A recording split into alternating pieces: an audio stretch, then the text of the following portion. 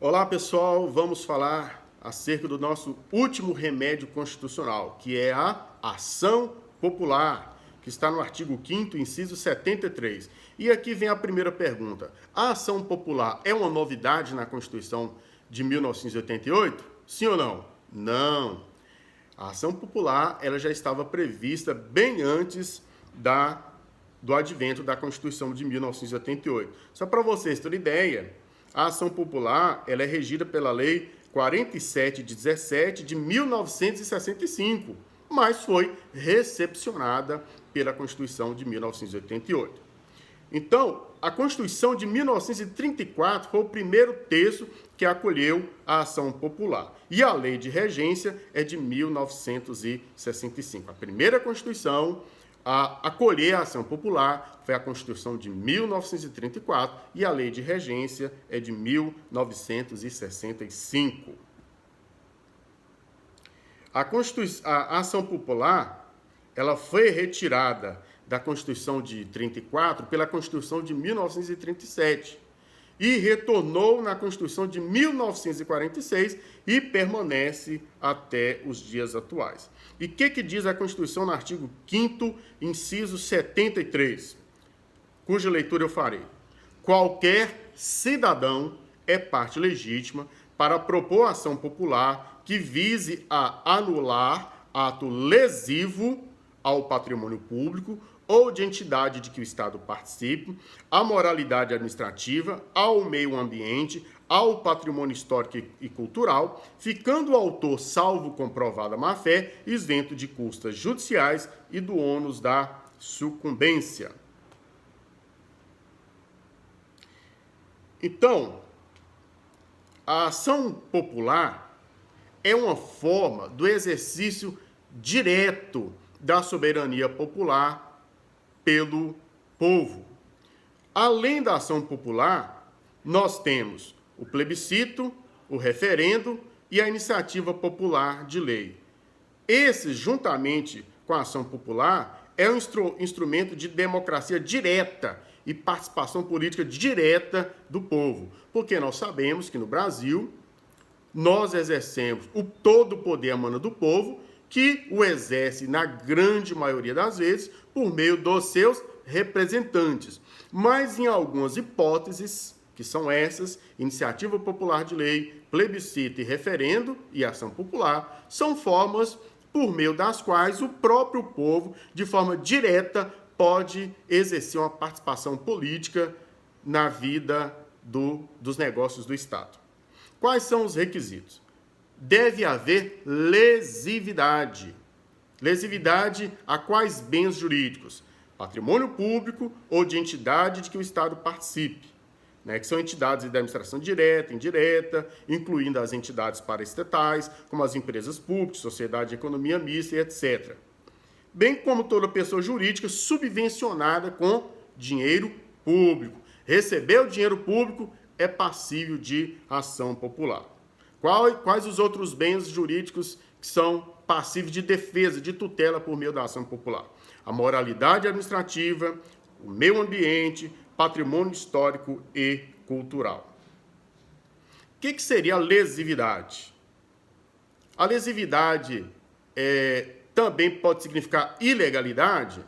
O entendimento da doutrina é que, embora a Constituição não se refira à ilegalidade, quando há ilegalidade, também haverá uma lesividade ao patrimônio público. E o que eu acho interessante é que a Constituição erigiu a moralidade administrativa como fundamento autônomo para viabilizar a ação popular. Ou seja, não é necessário haver uma lesão ao erário em si.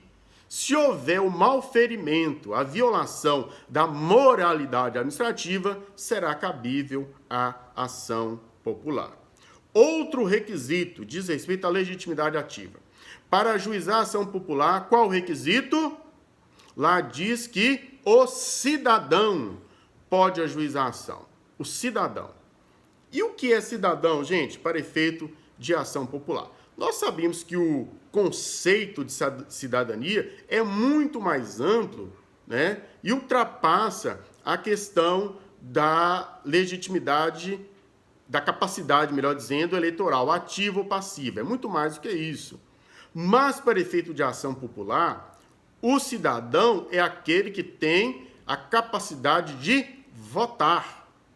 Tanto que no ajuizamento da ação popular é necessário juntar a cópia do título de eleitor. Então, o autor da ação popular deve ser cidadão, brasileiro nato, naturalizado, desde que esteja no pleno gozo dos seus direitos políticos. E essa situação, como eu disse, é provada, né, juntamente com a petição inicial, pelo título de eleitor ou documento correspondente, uma certidão ali da Justiça Eleitoral, por exemplo. Excluem-se aqui da titularidade, da legitimidade ativa, melhor dizendo, as pessoas jurídicas, porque pessoa jurídica não vota, os apátridas, né, e os brasileiros que estiverem com os direitos políticos suspensos ou perdidos. Esses não poderão ajuizar a ação popular. E o jovem de entre 16 e 18 anos? Ele pode ajuizar a ação popular, sim ou não? Depende. Né? Até a gente brinca que em direito tudo depende, mas aqui depende. Porque de 16, acima de 16 e até 18, ou menor de 18, não completou 18, a pessoa não é obrigada a se alistar. Ela não é obrigada a votar. Então, se a pessoa de 16, 17 até 18 anos, se ela se alistou na Justiça Eleitoral, se tiver título de eleitor, por consequência, poderá ajuizar a ação popular e sem necessidade de assistência. Ele diretamente poderá postular ajuizar essa ação. Mas, no caso, assim, há necessidade de representação por advogado. E o português? Poderá ajuizar a ação? Depende. Poderá, desde que haja reciprocidade em Portugal. O que, entanto, não ocorre, já que na Constituição de Portugal há uma vedação a esse respeito. E no polo passivo, quem vai figurar no polo passivo? O artigo 6º da Lei 47.17 de 65 é extremamente minucioso quanto a isso. E prevê que vão figurar no polo passivo o agente que praticou o ato, a entidade lesada, os beneficiários do ato ou contrato lesivo ao patrimônio público. Tem um procedimento muito interessante na ação popular, que é o seguinte. Vamos dizer que nós ajuizamos uma ação popular contra o município de Governador Valadares. Ajuizamos contra o município de Governador Valadares e contra um determinado gestor. O município de Valadares, ao invés de impugnar a ação, ela poderá atuar do lado do autor, na defesa daquele direito que é tutelado ali por meio da ação.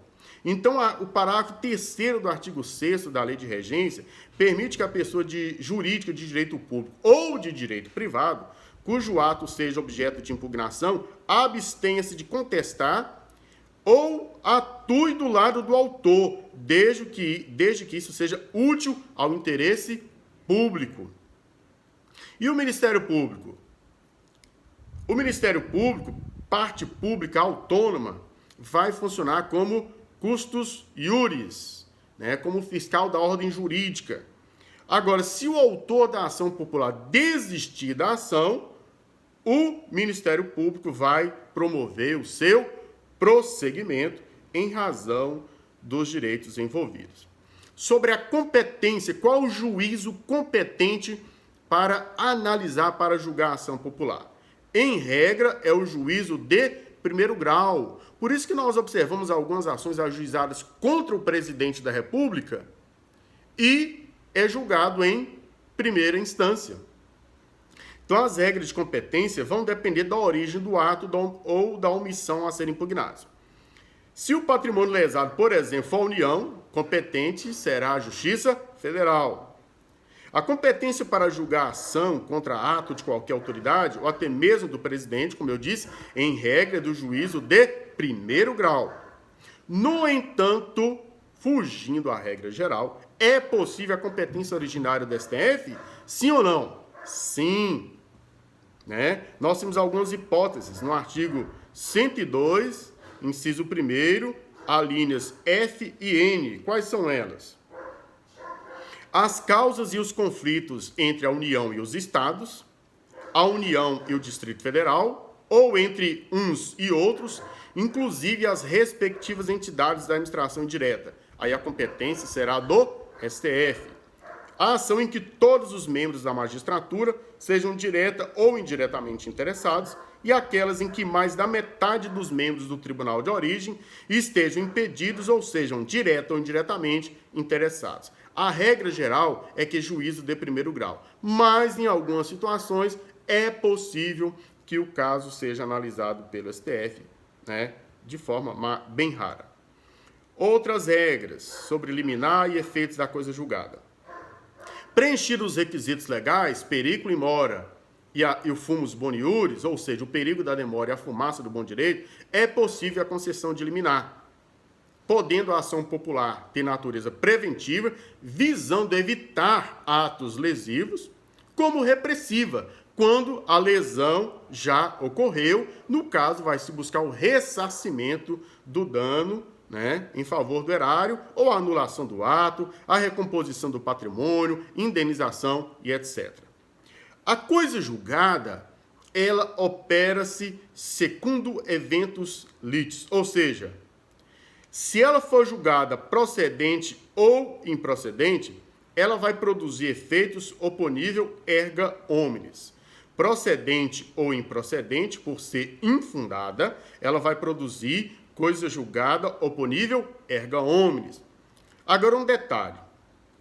Se a improcedência se der por deficiência de provas, ou seja, não é que ela foi improcedente, ela foi julgada improcedente não porque os fatos não têm procedência, mas porque houve deficiência de provas. Nesse caso, haverá apenas coisa julgada formal. O que significa isso? Que a qualquer tempo, havendo provas dos fatos alegados, qualquer cidadão poderá ajuizar uma nova ação com idêntico fundamento, porque a coisa julgada aqui foi apenas formal e não material.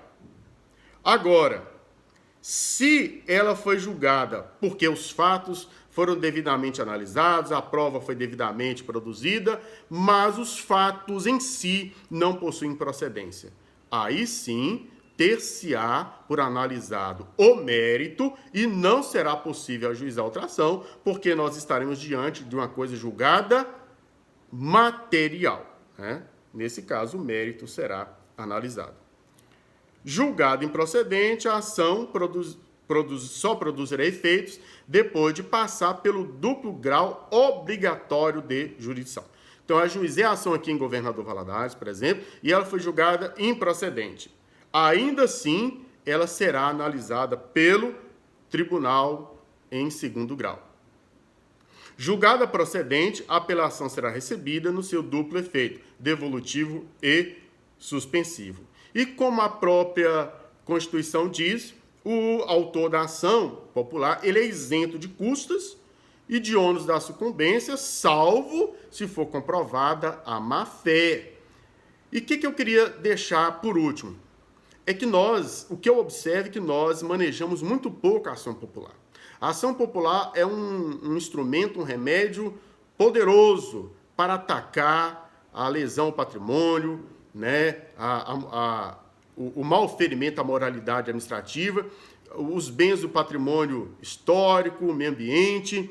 Então, eu entendo que não apenas os estudantes de direito, mas toda a sociedade deveria conhecer ou deve conhecer melhor a ação popular, manejá-la, porque é um instrumento importante, né, em que o próprio povo exerce diretamente, né, parte da soberania, influencia nos rumos da nação. Então, a ação popular deve ser mais bem conhecida e mais manejada pelo povo para que ele possa se fazer ouvir através dessa ação e, assim como eu disse, influenciar diretamente nos rumos da nação. É isso, nós encerramos assim os remédios constitucionais. Um abraço e até a nossa próxima aula.